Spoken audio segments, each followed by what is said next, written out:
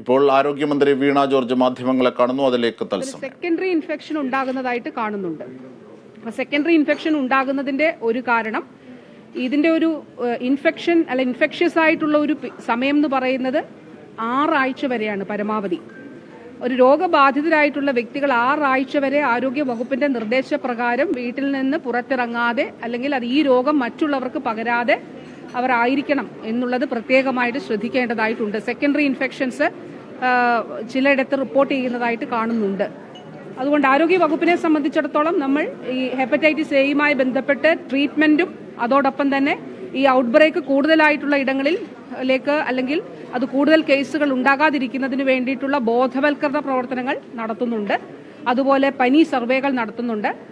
Fever ക്ലിനിക്കുകൾ ഹോസ്പിറ്റലുകളിൽ ആരംഭിക്കുന്നതിനുള്ള നിർദ്ദേശം നൽകിയിട്ടുണ്ട്.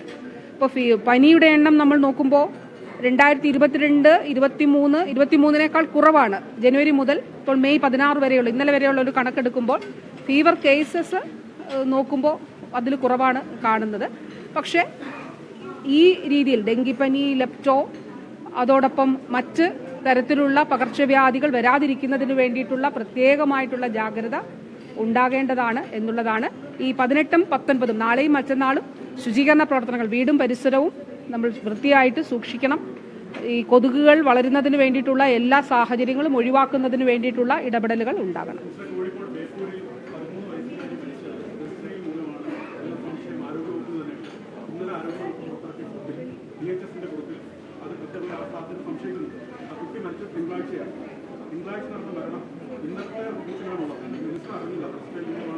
അല്ല, വെസ്റ്റ്നൈൽ അറിഞ്ഞില്ല എന്ന് ഞാൻ പറഞ്ഞില്ലല്ലോ.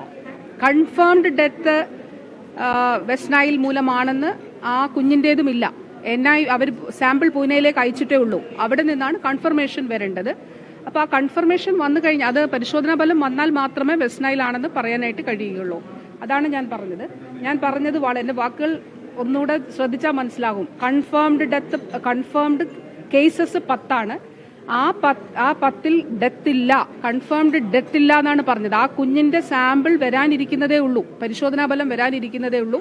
ഇന്ന് രാവിലെയും DHSും കോഴിക്കോട് ഉൾപ്പെടെ DMOമാരുമായിട്ടും ഉള്ള മീറ്റിംഗ് ഞാൻ എടുത്തിരുന്നു. ആ മീറ്റിംഗിലും ഈ വിഷയം ചർച്ച ചെയ്തു. അപ്പോൾ പൂനെയിൽ നിന്നുള്ള സാമ്പിൾ പരിശോധനാ ഫലം വെയിറ്റ് ചെയ്യുകയാണ് എന്നുള്ളതാണ്. കൺഫേംഡ് ആയിട്ട് ഡെത്ത് ഇല്ല എന്നാണ് പറഞ്ഞത്. ശരി. പകർച്ചവ്യാധികൾ പടർന്നു പിടിക്കുന്നതിന്റെ